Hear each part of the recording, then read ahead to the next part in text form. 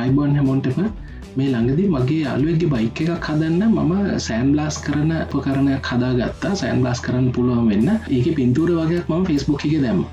එතකොට ඒකට මට ගොඩාක් හොඳ ප්‍රතිචාර ලැබුණා. ඉතින් ඒකෙන් මට තේරුණා කට්ටිය ගොඩක් ඉන්නවා සෑන් බ්ලාස් කරන හැටි ඉගෙන ගන්න කැමති, කරන්න කැමැත්තෙන් ඉන්න. නමුත් ඒකට හරි මඟ පෙන්වීමක් නැතුව ඒක කොහොමද කරන්න කියලා දන්නේ නැතුව. ඉතින් මට හිතුණා ඒකින්ද මේ වීඩියෝ එක කරන්න මේ ඔක්කොටම මේ ඒක ප්‍රයෝජනවත් වෙයි කියලා මම හිතනවා. සෑන් බ්ලාස් කරන්න පටන් ගන්නකොට මුලින්ම ඕන කරන උපකරණ දෙකක් තියෙනවා. පළවෙනි එක තමයි අපිට ඕනේ හොඳ කම්ප්‍රෙසර් එකක්.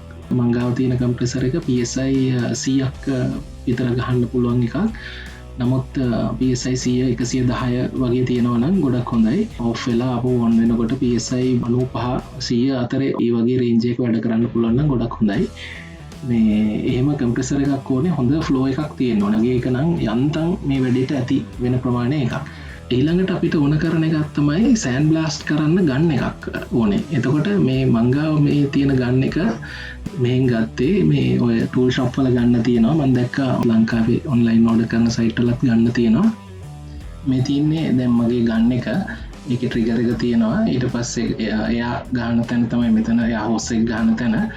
මේ ඊට පස්සේ බලමු එතන නිපල් එක තියෙනවා. මෙතනින් තමයි හුලං එන්නේ වැලිත් එක්ක. මේ තියෙන්නේ නිපල් එක. ඕකෙන් තමයි වැලි හුලන්නු යෙන්නේ වේගෙන්. ඊට පස්සේ මේ තියෙන එක ඇතුල් පැත්තේ අර මැදහිලෙන් තමයි හුලන් එන්නේ. වටෙන් තියෙන එකට තමයි කළු හොස් එක වැදිලා තියෙන්නේ. එතනින් වැලි එනවා ට්‍රිගර් එක එබුවා.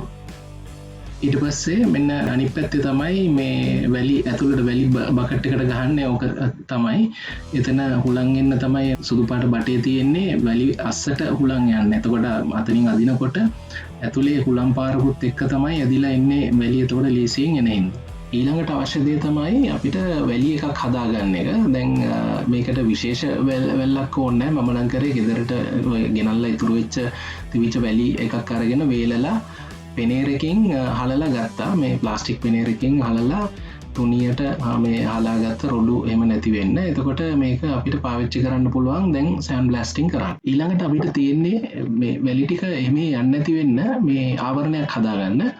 එතකොට ඒකට අපිට PVC බට වලින් මේ වගේ ෆ්‍රේම් එකක් හදලා ඉවරලා ඒකට පොලිතින් එකක් දාලා ඉවරලා හදාගන්න පුළුවන්. අපිට සෑන් බ්ලාස්ට් කරනකොට වැලි ටික එහෙම යන එක නවත්තන්න.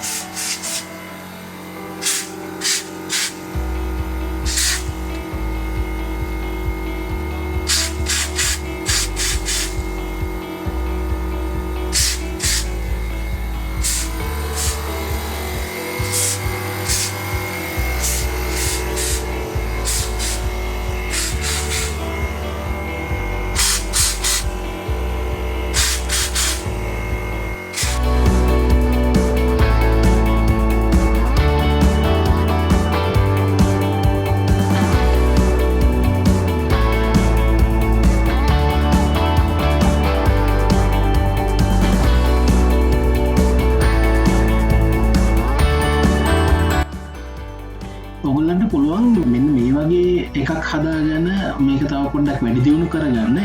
අදපු එක ඇත්තටම පොඩි ඉඳගෙන කරන්න ඕනේ. මේ වගේ උසට හදාගත්තොත් එහෙම කියන්නේ අපිට නැගිටලා වැඩ කරන්න පුළුවන්, හිටගෙන වැඩ කරන්න පුළුවන් විදියට මේක ඉතින් බට වලින් හදන්නත් පුළුවන්. නැත්නම් මේක මේ බොක්ස් බාර් වලින් හදන්නත් පුළුවන්.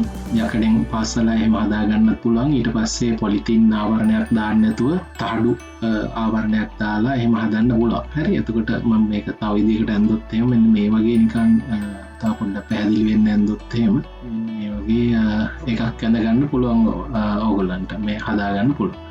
හරි. මේ තියෙනවා මේක. එතකොට මෙතනට දැලක් දාගන්නේ. මෙතැන්ට දැලක් දාගන්න. ඊට පස්සේ මේ කකුල් හතරක් තියෙනවා තව දිගට මේ හිටවලා. ඊට පස්සේ මේ යටට දැන් මේ දැලක් දැම්මම මෙතන වැලි ටික මෙතනින් ඇතුළට වැටෙනවා. මෙහෙම යනවා මේකේ මේවා කරන වැලි ටික. එතකොට මේ යටට අපි මෙන්න මෙහෙම පුනීලයක් වගේ හදාගන්න පුළුවන්. ආඩු වලින් හරි මේ මොනවාද පොලිතින් වලින් හදාගත්තත් කමන්නේ. දාලා ඔහොම හදලා මෙතනට බකට් එකක් තියෙනවා. මේක තමයි අපි වැලි බකට් එක ඇත්තටම. එතකොට මේකේ බටෙත් මේකටම ගහලා තියෙනවා. මේ ග්ලාස් එකේ ගන්න එකේ බටත් මේකටම ගහලා තියෙනවා. එතකොට මේ වැලි අපි පාවිච්චි කරන වැලි ටික ඔක්කොම එකතු වෙලා මේකට එකතු වෙනවා. ආයි එතනින්ම තමයි ඇදලා අරගන්නේ. එතකොට අර බකට් එක ඉවර වුණාම ආයි එකතු කරලා බකට් එකට හදලා එහෙම කරන්න අවශ්‍ය නැහැ. ඉතින් මේක මේ පර්මනන්ට් වැඩක් විදියට කරනවා නම් මෙහෙම එකක් බොහොම අඩුවට හදාගන්න පුළුවන්. ලේසියෙන් මේ එක්ක පොලිතින් වලින් හරි එහෙම නැත්නම් නිකන් මේ හඩු වලින් හරි පාස්සන් හරි රිවර්ට් කරලා හරි හදාගන්න පුළුවන්. තහඩු වලින් හදනවා නම් එතකොට ලයිට් එකක් දාගන්න වෙයි. මේ හොඳට එළිය එන්න. ඊට පස්සේ මෙතනට වීදුරුවක් දාලා හදාගන්න පුළුවන් මේ වගේ එකක්.